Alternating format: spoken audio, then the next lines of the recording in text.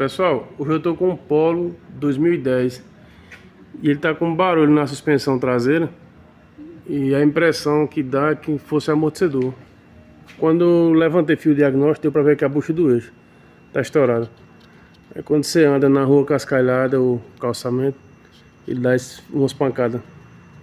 Não tem como eu mostrar no vídeo os barulhos, mas dá pra ver aqui que tá estourada a bucha. Pronto, aqui é a bucha velha, já removi. Tava estourado dos dois lados aqui, ó. Tá praticamente solto. E a nova já tá aqui instalada. Ela fica firme.